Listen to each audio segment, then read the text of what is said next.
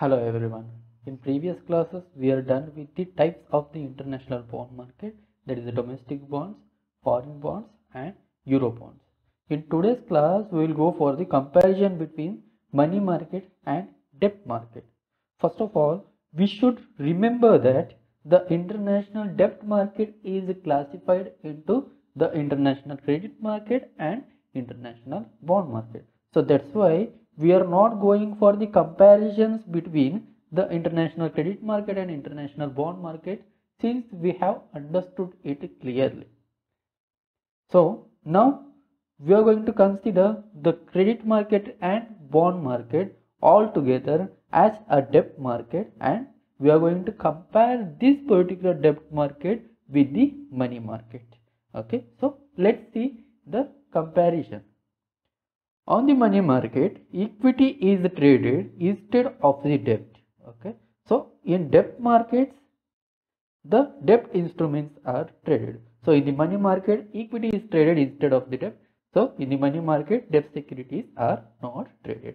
Money markets are liquid comparatively. So when we compare with money market and the debt market, either it may be an international credit market or international bond market, the money market is a liquid one. Okay, because if we want to withdraw the bonds, then we have to sell it in the secondary market, and as you know, immediately we cannot get the cash. Okay, so it will take some time as per that particular stock exchange rules and regulations. Both objects to raise and invest the funds. Okay, even the money market and even the debt market has the objective of raising the funds and investing the funds. So as you know, either in the money market or in the debt market, there will be two parties, and especially there will be an intermediary, that is called as the stock exchange, which is the controlling authority of the transaction. So the buyer has the objective of the investment, whereas the seller or the borrower has the objective of raising the funds. Okay, for example, companies has the objective of raising their funds, whereas the purchaser or subscriber of the securities has the objective of investment. Then the money market is a short term one, and the long term market is the debt market comparatively.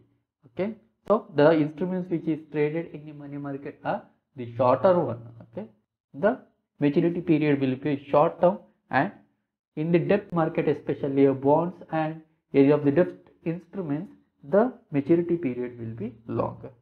The instruments traded. Okay, so this one we have already studied. Under the money market, the instruments traded are treasury bills, repurchase agreement. So repurchase agreement is selling at the beginning and giving the certificate of repurchase once again.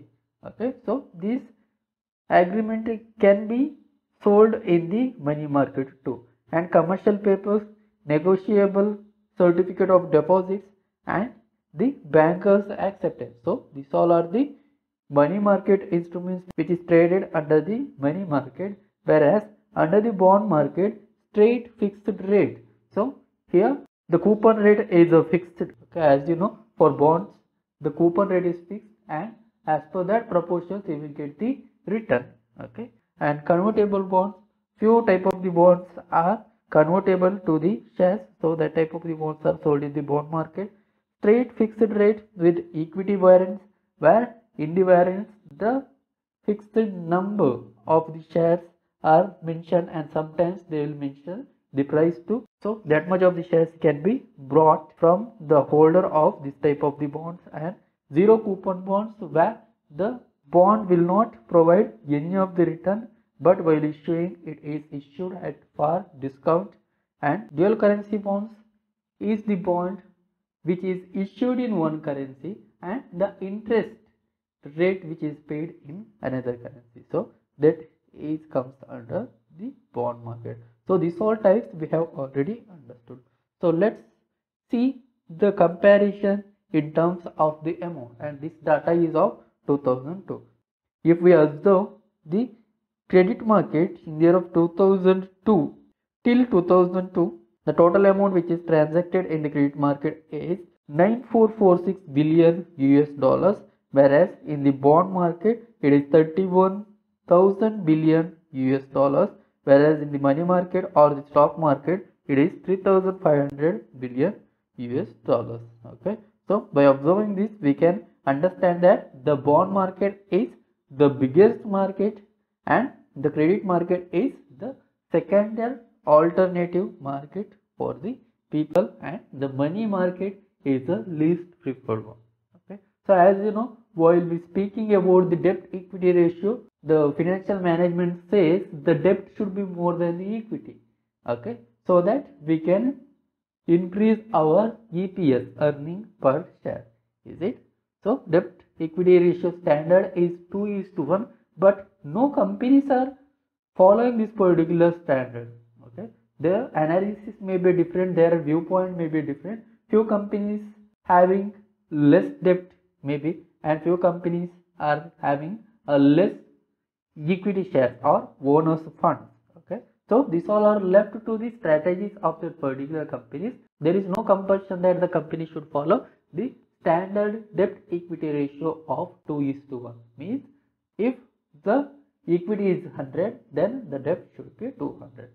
Especially this particular standard is given to increase the earning per share comparatively, because while we calculate the EPS, interest on the debt securities which is paid by the companies are allowed for the exemptions under the taxation, because this interest or the coupon amount which is provided for the debt instruments is treated as expenses, whereas the dividend which is paid to the shareholders are not treated as expenses, because those shareholders are treated as the owners of the fund.